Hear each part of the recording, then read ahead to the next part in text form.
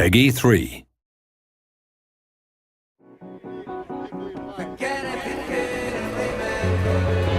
Welcome to the final developer diary for F1 2010.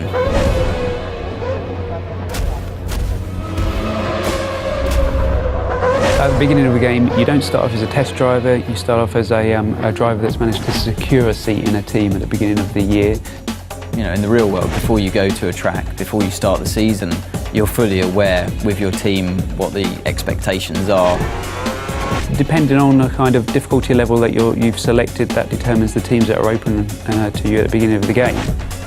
You always, as a driver, want to be beating your teammate. That really elevates you in the team.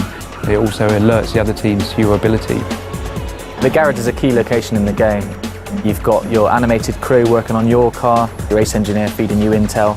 You've actually been lucky enough to have real race engineers get into the motion capture suits and really just perform the tasks that they do day to day. And it really is a great sensation when you come in there and you see your whole team around you and you really feel a part of that atmosphere.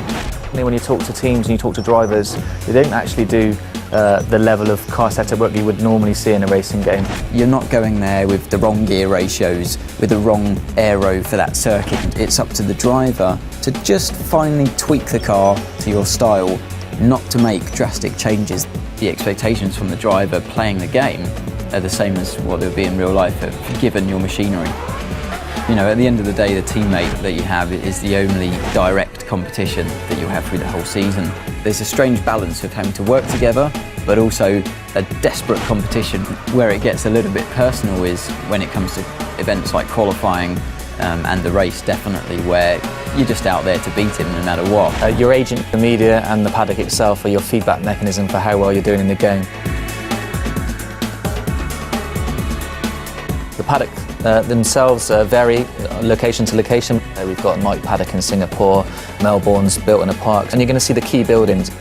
So the paddock's going to get busier, more press there, more pit girls hanging around, more rival drivers interested in you, the better you do on the track. We've got two different types of media in the game. You've got the impromptu media and you've got the press conference.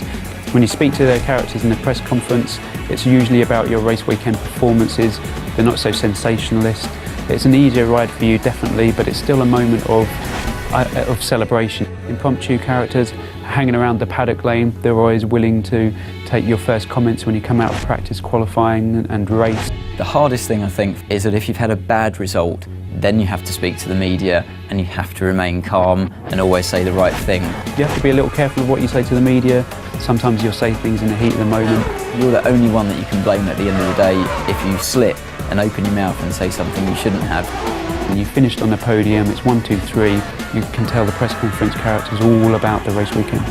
Those are all of the things that I want to try and portray in the game as what happens in real life.